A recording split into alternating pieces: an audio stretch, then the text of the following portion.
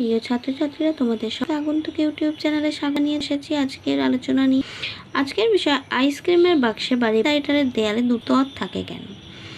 দেখো, আইসক্রিমের বাড়ি রেফ্রিজারেটরে বহিরাবরণ দুই দেয়ালিষ্ট হয়।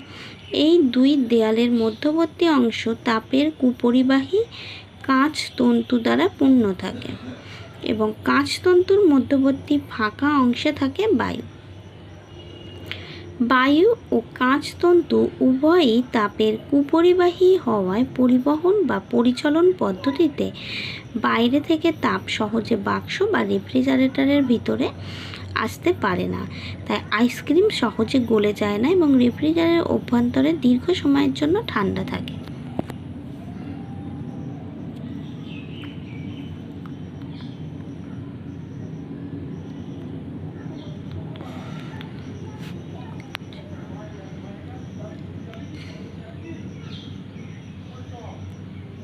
ঠিক আছে, তাহলে ব্যাপারটা কি হলো?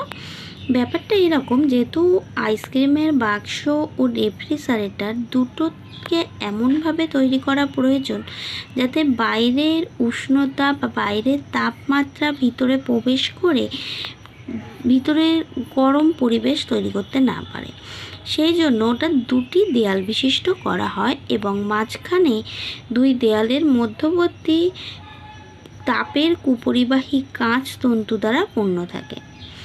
আর এই কাঁচ তন্তুর মধ্যবর্তী স্থানে যে ফাঁকা অংশ থাকে সেখানে থাকে বায়ু। এই বায়ু ও কাঁচ তন্তু উভয়ই তাপের কুপরিবাহী হওয়ায় ভিতরে যে ঠান্ডাটা উৎপন্ন হয় সেটা ওই বায়ু ও কাঁচ তন্তু ভেদ করে যেমন বাইরে বেরোতে পারে না, ঠিক তেমনি বাইরের যে গরম হাওয়া তাপ সেগুলো ওই কাঁচ তন্তু ও বাতাস ভেদ করে ভিতরেও প্রবেশ করতে পারে না। ফলে ভিতরে ঠান্ডা ভাবটা বজায় থাকে ও বরফ যেমন জমতে থাকে সেটা জমতেই থাকে। ফলে ফ্রিজের ভিতরে যেটাই রাখা হয়, যদি আইসক্রিমের ফ্রিজ হয় আইসক্রিম গলে যায় না, সেই একইভাবে ঠান্ডা থাকে, শক্ত থাকে।